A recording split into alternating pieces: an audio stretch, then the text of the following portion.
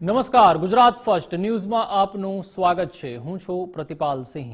સૌપ્રથમ વાત કરીશું જુલાઈમાં જળબંબાકારની। રાજ્યમાં વરસાદને લઈને હવામાન વિભાગે નાવકાસ્ટ જાહેર કર્યું છે।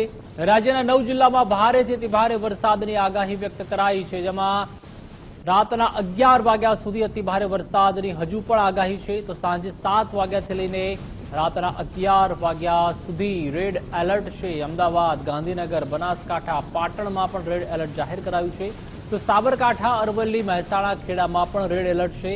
આ તરફ કચ્છ, મોરબી, રાજકોટ અને આણંદ તેમજ વડોદરામાં ઓરેન્જ એલર્ટ અપાયું છે।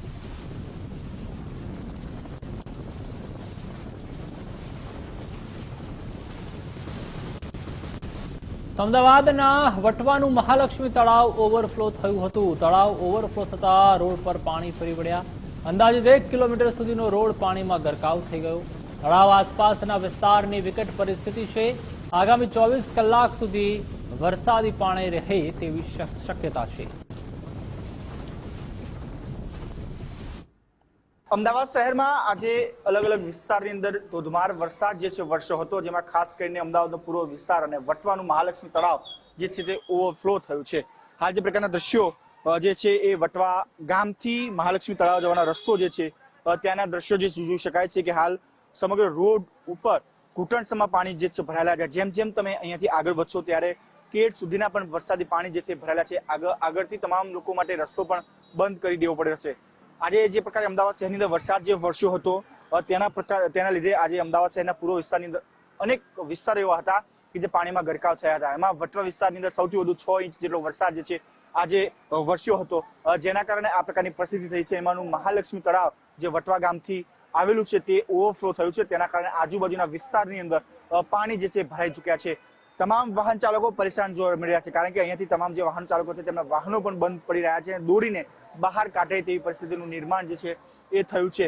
હાલ જે પ્રકારના દ્રશ્યો છે કે તમામ લોકો પોતાની જીવન જરૂરિયાત ચીજ વસ્તુ પણ બહાર લેવા આવે છે, ત્યારે પણ પાણીમાંથી બહાર નીકળે તેવી પ્રકારની પરિસ્થિતિ ઊભી થઈ છે। દર વખતે સામાન્ય વરસાદમાં જ આ પ્રકારની પરિસ્થિતિ અમદાવાદ શહેરમાં ઊભી થતી હોય છે, ત્યારે મહાલક્ષ્મી તળાવ પણ દર વખતે સામાન્ય વરસાદની અંદર ઓવરફ્લો થતું હોય છે। ત્યારે આજે 6 ઇંચ જેટલો વરસાદ જે છે એ વટવા વિસ્તારની અંદર પડ્યો હતો અને મહાલક્ષ્મી તળાવ ઓવરફ્લો થયું। આજુબાજુના વિસ્તારમાં પણ ખૂબ જ વિકટ અને કપરી પરિસ્થિતિ છે, કારણ કે ત્યાં પણ કમર સુધીના પાણી જે છે તે ભરાયેલા છે, એટલે ત્યાં પણ કોઈ પ્રકારના વાહનો પણ ત્યાં પહોંચી શકતા નથી।